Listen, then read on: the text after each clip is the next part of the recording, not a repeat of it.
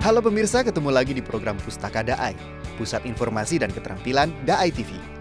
Pada kesempatan kali ini, kita akan menyajikan tentang alternatif tanaman pangan pengganti nasi. Ya, kekayaan pangan yang kita miliki memberikan banyak alternatif jenis makanan yang bisa kita olah. Pada umumnya, tentu kita sangat terbiasa dengan nasi sebagai makanan pokok. Nasi adalah makanan hasil masak dari beras yang nama latinnya Oryza sativa atau Oryza glaberrima. Sudah lazim bagi kita mengkonsumsi nasi 2 atau 3 kali sehari. Variasinya pun banyak. Ada nasi uduk, nasi goreng, nasi kuning, nasi bakar, dan masih banyak lainnya. Bahkan, nasi putih biasa bisa dikombinasikan dengan berbagai lauk dan sayur. Untuk sebagian orang Indonesia, jika belum makan nasi, rasanya seperti belum makan. Nasi kaya akan nutrisi, sehingga akan bermanfaat besar bagi kesehatan. Nasi tidak menggemukkan jika dimakan dalam porsi sedikit.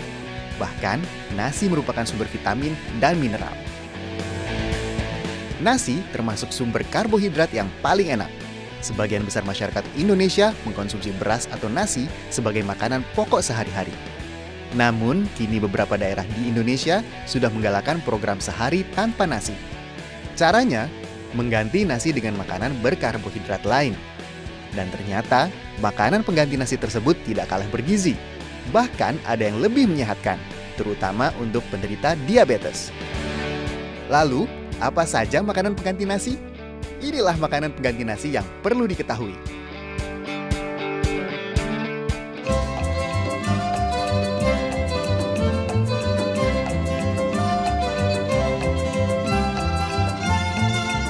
Inilah tanaman dari keluarga rumput dari daerah tropis dan subtropis di seluruh dunia. Sorghum. Sorghum merupakan salah satu sumber makanan pengganti nasi yang kaya karbohidrat, tinggi protein, dan non-gluten.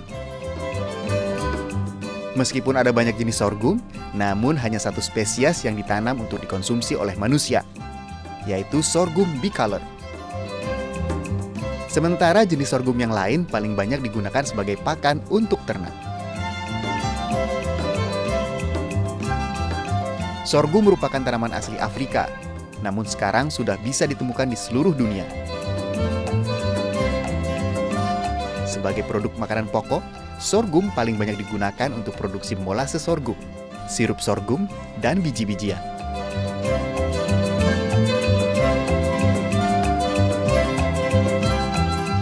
Sorghum masih bisa diterima oleh orang-orang yang alergi memakan produk gandum. Hal ini menjadikannya sebagai makanan pokok yang sangat penting di dunia.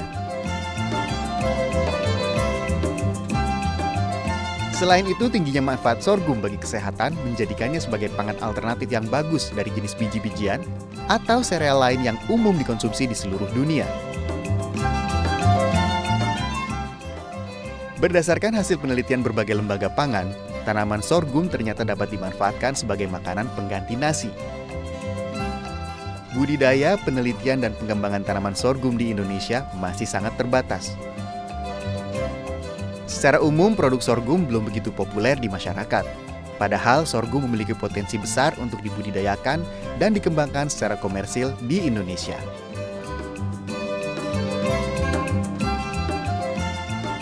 Tanaman ini bisa mencapai tinggi 1,5 meter dan dengan masa panen 3 bulan. Kondisi ini memudahkan petani untuk meningkatkan produktivitas.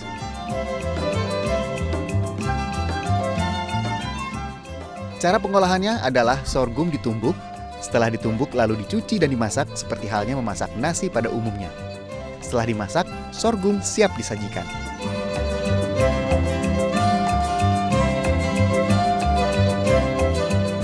Tanaman sorghum sangat baik bagi kesehatan. Sorghum memiliki kandungan serat yang lebih bagus, serta lebih awet dibanding tanaman padi dan jagung. Bila dimakan, sorghum lebih tahan lama dan membuat tidak mudah lapar.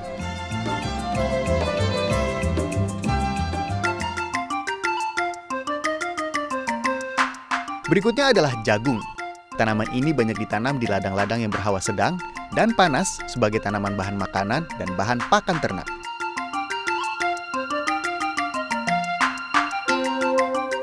Di beberapa daerah di Indonesia, jagung bukanlah makanan asing. Nasi jagung bahkan sudah menjadi panganan sehari-hari pengganti nasi yang dikonsumsi secara turun-temurun. Hingga saat ini, jagung masih dapat ditemui sebagai makanan pokok di beberapa daerah, seperti Nusa Tenggara Timur, Sulawesi, serta beberapa wilayah Jawa Tengah dan Jawa Timur. Masyarakat Indonesia di berbagai wilayah mengkonsumsi jagung dengan cara yang berbeda-beda. Sebagai contoh, masyarakat di Desa Mangli, salah satu desa di Kabupaten Magelang, Jawa Tengah, mengkonsumsi jagung sebagai pengganti nasi dalam bentuk butiran halus atau tepung. Di Nusa Tenggara Timur dikenal nasi bose, yaitu serpihan jagung yang biasanya dicampur dengan kacang tunggak. Ada pula jagung titi yang berbentuk emping. Sementara itu di daerah Sulawesi dikenal basang, yaitu makanan khas etnis Bugis Makassar berupa bubur jagung yang diberi nama barobo.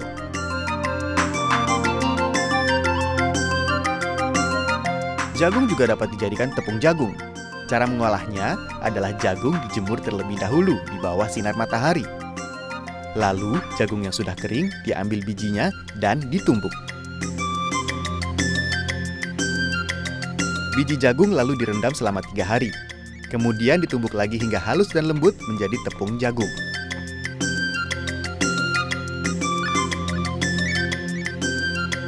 Untuk mengkonsumsinya, seduh tepung jagung dengan air hangat, lalu dikukus. Jagung memiliki kandungan gizi yang cukup tinggi. Mari kita lihat.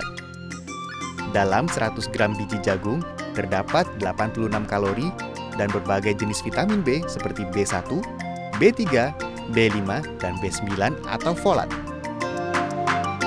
Bahkan, kandungan vitamin B dalam jagung sudah memenuhi 10 hingga 19% nilai harian yang harus dikonsumsi manusia. Selain itu, makanan pengganti nasi ini juga mengandung serat, magnesium, fosfor, dan vitamin C yang tentunya penting untuk tubuh. Selain itu, serat pada jagung dapat membantu menurunkan kolesterol dan mengatasi susah buang air besar. Kandungan karbohidrat pada 100 gram jagung pun ternyata lebih sedikit jika dibandingkan dengan 100 gram beras putih. Ini berarti jagung bisa menjadi pilihan bagi Anda penderita diabetes. Karena kunci dalam menjaga keseimbangan gula darah adalah dengan memperhatikan asupan karbohidrat sehari-hari. Melihat kandungan gizinya, tentu manfaat jagung sangat banyak. Di antaranya, melancarkan pencernaan, sebagai sumber mineral, meningkatkan aliran darah, dan menjaga kesehatan jantung.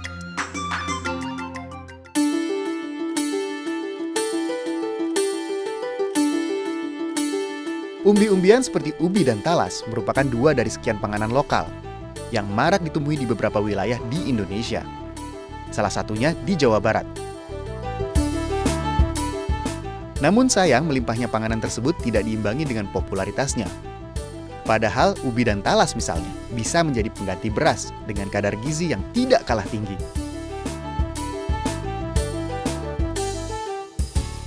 Umbi-umbian memiliki kadar antioksidan yang jauh lebih tinggi dari nasi. Kadar gulanya juga lebih rendah dibanding nasi.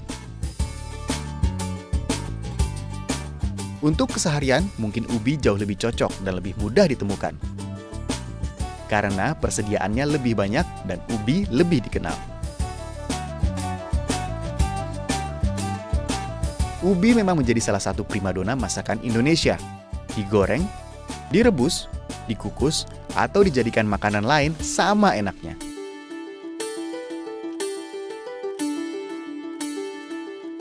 Di dalam ubi terkandung karbohidrat.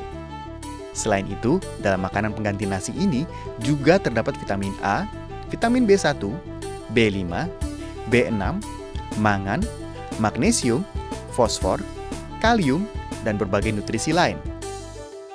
Ini membuat ubi diduga mampu mengurangi kadar gula darah, menurunkan tekanan darah, mencegah kanker, meningkatkan kesuburan dan daya tahan tubuh, serta menjaga kesehatan mata dan kulit. Nah, bagaimana dengan talas? Hampir seluruh bagian tanaman talas bisa dimakan. Daun talas bisa dimasak menjadi pembungkus masakan buntil. Batang talas bisa diolah menjadi sayur, sedangkan umbinya bisa dimasak menjadi berbagai kreasi, seperti nasi talas, perkedel talas, sayur talas, gulai talas, keripik talas, hingga talas goreng. Penggunaan ubi talas lebih beragam, misalnya menjadi pengganti bahan roti, kue kering, cake, brownies, hingga dijadikan bahan utama kue talam dan kue lumpur.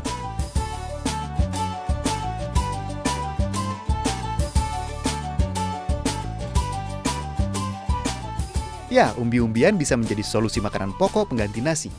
Selain murah, panganan ini bisa mengenyangkan. Dan apabila diolah dengan cara yang tepat, umbi-umbian bisa menjadi makanan yang ringan dan lezat.